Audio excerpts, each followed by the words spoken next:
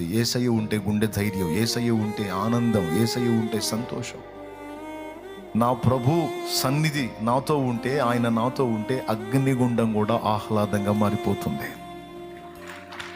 ఆయన సన్నిధి నాతో ఉంటే సింహాల నోళ్ళు కూడా మూతపడతాయి. సింహాల మధ్యలో నేనున్నా కూడా అది నాకు రమ్యమైన ప్రార్థనా స్థలంగా మారిపోతుంది ఆయన నాతో ఉంటే. అలాంటి సన్నిధి నాకు కావాలి, ఆయన కావాలి, ఆయన సహవాసం కావాలి. కొన్ని సంవత్సరాల క్రితం దాదాపు 8,000 మంది సంఘం, 6 నుంచి 8,000 మంది పైచిలుకు సంఘం ఏర్పడినప్పుడు ఆయన సన్నిధిని వెతికి, యేసు నీ కోసం వెతికే నా ప్రాణం అని పాడుకున్నాను. మీ అందరికీ తెలుసు ఆ పాట. అంటే నా ఏడుపు కారణం, నా దుఃఖానికి కారణం నేను ఆయనతోనే చెప్పుకున్నాను.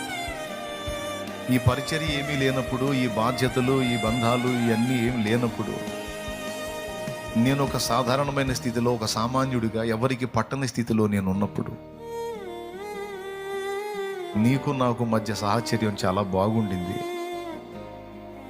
అప్పుడు ఇక వేరే ప్రపంచం లేదు. నా కష్టం ఏదో నేను చేసుకొని, నా కుటుంబాన్ని ఏదో పోషించుకుంటూ మిగిలిన సమయం అంతా నీతోనే గడుపుకున్నాను. ఎటుపోయినా నీ ధ్యాసే, నీ లోకమే. ఇప్పుడు పరిచర్య, సేవ, బాధ్యత, విశ్వాసులు, పరిచారకులు, సేవకులు, సంఘాలు అని రకరకాల అన్ని మధ్యలో వచ్చేసాయి. అవన్నీ నీకు చెందినవే, నీ పరిచర్య, నీ పిల్లలే.